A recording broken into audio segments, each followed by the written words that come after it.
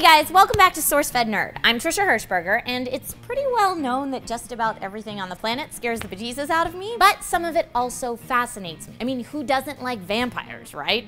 But I mean the real deal vampires, not those twinkle in the sunlight fake vamps, no. So I'll give you the facts on my top 10 and you draw your own conclusions. Vamp or superstitious people going overboard. Number 10, Arnold Paoli. I know.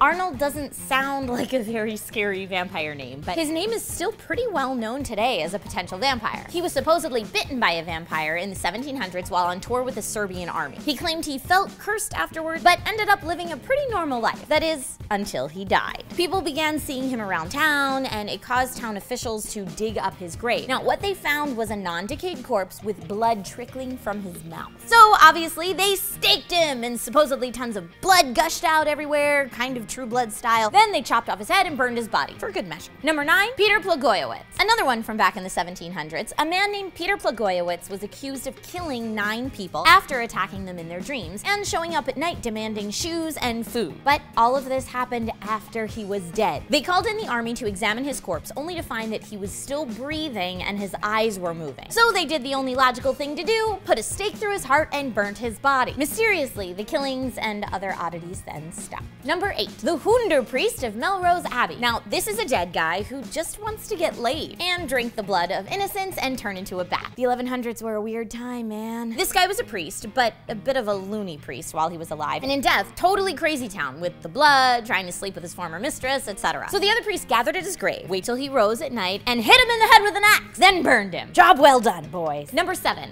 the Alnwick Castle vampire. So this guy fell off a roof and died while he was spying on his wife cheating on him. Only he didn't actually die. He came back as a living corpse at night, spreading the plague and drinking blood, and was eventually killed by a mob led by a priest who dug up his grave and stabbed him with a shovel. It was chronicled that then warm blood gushed out of his corpse, so they burned the body and the attacks then stopped. Number 6, Jor Grando. Now, official Croatian documents from the 1600s tell the tale of Jor Grando, who knocked on people's doors at night for 16 years after his death. But he wasn't just playing a good game of ring and run. No. If you answered your door, he killed you. He also bothered his widow for sex all the time. Cause, you know, dead people need love too. Eventually, a priest chased him back to his grave with a cross, and along came some townfolk, dug up his corpse, and chopped his head off. No more sex and knocking for you, sir. Number 5, the vampire of Croglan Grange. Okay.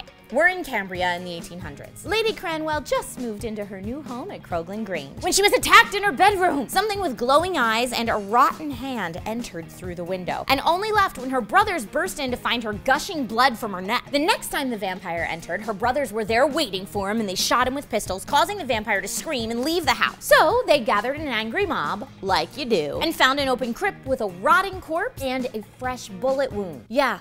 They burned it. Number 4, the Gorbals vampire. This is scary for 2 reasons: iron teeth and little kids. Apparently, a vampire with iron teeth from the Gorbals Cemetery in Scotland kidnapped and ate 2 young boys in the 1950s. That's kind of recent. An army of children, like hundreds of them, went hunting for the vampire with homemade weapons, like sharpened sticks. Now, as much as people want to believe it was just childhood imagination at fault here, this is the first report of a vampire ever with iron teeth. And it wasn't just like 6 or 12 kids, there were hundreds of ages 4 through 14. Creepy stuff. Number 3, Sava Savanovic. Now, this one's scary because it's recent as well. You know that old house in your neighborhood where random travelers are lured in at night and mysteriously disappear? Well, it's obviously a vampire, right? A ghost vampire. This was the case with a Serbian mill home to Sava Savanovic until the attacks mysteriously stopped. The mill eventually collapsed, and Sava is supposedly looking for a new home even now, with a local council putting out a warning as recently as this past November. Is this just a lure in tourists, or are they actually scared? Number 2, Elizabeth Bathory. Elizabeth Bathory was a Romanian countess from the 16th century who liked to torture her peasants, like